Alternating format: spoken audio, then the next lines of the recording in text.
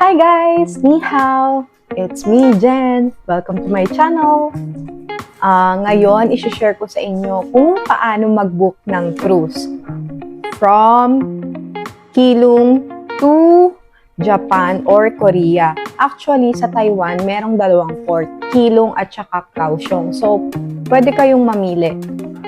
Ang unahin muna natin ngayon ay yung kailangan yung i-prepare bago kayo mag-book. So, yung inyong passport. Kasi doon manggagaling yung mga details na i-enter natin pag nag-book kayo ng cruise. Tapos, yung pangalawa naman is kailangan nyo ng emergency contact person. Kailangan ng kanyang email address, contact number, and that's all.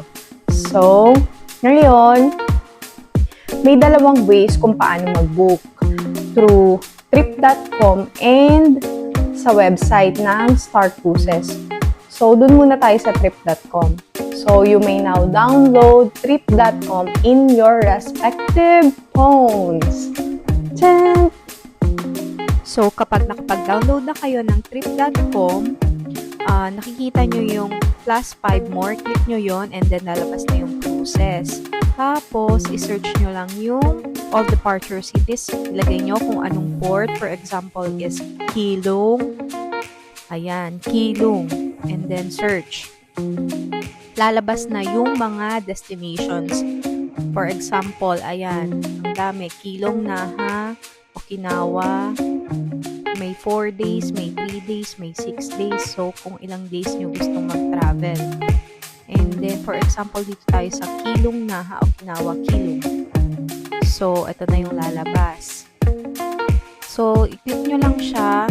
Tapos, kung ilan kayo, 4, for example. Tapos, 1 room, 4 people. And then, nakalagay naman doon is book. Yung 7,700 na yan, per head yan. Tapos, itong contact information is kung yung contact information ng nagbo-book. Tapos, itong add new traveler, yung mga informations ng mga kasama nyo sa room. So, kailangan ng passport. So, after you enter all the details, pwede na kayo mag-proceed sa payment. Pwede nyo gamitin yung inyong Visa card. Second way is sa Star Cruises website. So, sa Google, i-search nyo lang yung Star Dream Cruises. Lalabas na siya.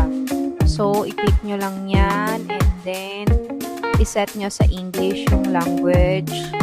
And then, yan, nakalagay naman dyan yung login and sign up. Meron kasing discount kapag ka-member ka. So, magpa-member na rin kayo. Free naman yun, walang bayad. Kailangan lang ng passport number nyo. And, yan, i-complete nyo lang yung mga details dyan. So, names, birthday. So, yung day of birth. So, 31. For example, sa akin, December. Then, 1990. Country of residence, ilagay nyo is Taiwan. Kasi kung saan kayo nagstay ngayon. And then, yung state is Taoyuan. And then, city is Zhongli. Tapos, yung document type, passport. And then, yung document number, kung anong number ng inyong passport. Tapos, document issuance country. Nakalagay naman yung details na yun dun sa passport nyo. Then, pag may account na kayo, pwede na kayo mag-login and makakapag-book na kayo doon. So guys, that's all. Sana ay nakatulong ako sa inyo. At sa mga nagtatanong, ito na po ang sagot. Pasensya na kayo, hindi ko kayo matulungan mag-book isa-isa kasi kailangan ko ding tapusin yung aking mga homeworks. Homeworks. Tapos, paano na yung organic encounter? Organic encounter! Char! Bye-bye!